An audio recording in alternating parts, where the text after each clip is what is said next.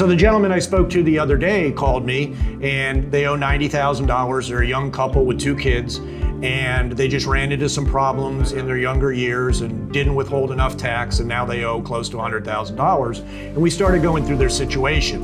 Okay, do you own a house? Yes, we own a house. Good news, not much equity in the house. Are you paying the correct amount of tax now? No, we're still under withheld. Okay, first thing we need to do is get the correct withholding being taken out of your check so that at the end of the year, you do not keep snowballing and compounding the issues. You always want to pay the most current taxes first if you can. Many taxpayers enter into unrealistic payment plans, and what ends up happening is the problem gets worse and worse, which was happening in this case.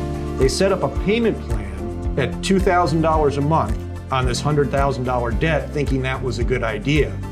But it wasn't, because what they were doing is not paying their current taxes in full in order to pay the back taxes. The back taxes, after a certain amount of time, the penalties max out. Current taxes, if you don't pay them, the penalties start.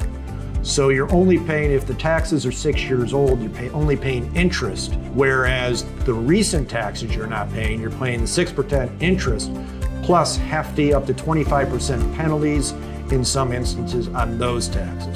So again, going through this guy's situation, we figured out that he and his wife, between the two of them, made $300,000, and they were paying $2,000 a month, but didn't feel as though they were going anywhere. He inquired about an offer in compromise. He'd seen ads, heard people talk about how they were getting out of taxes for less than they owed, pennies on the dollar, et cetera, et cetera. We were quickly able to recognize that he cannot qualify for an offer in compromise. The IRS will only take an offer in compromise from you if they feel they cannot collect the debt in full during the statutes, or if you have sufficient assets to pay the liability if liquidated. Many people don't understand this. They think there's a program where they can just get out of the tax debt. It doesn't work that way. The IRS only accepts under 15% of all offers in compromise submitted. That number is actually even less, because that's only processable offers in compromise.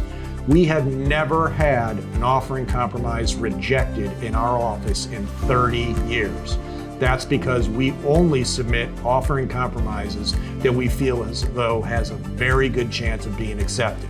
However, if an offer in compromise isn't a solution for you, within our first 15-minute free consultation, I will more than likely be able to lay out other options that may be available to you.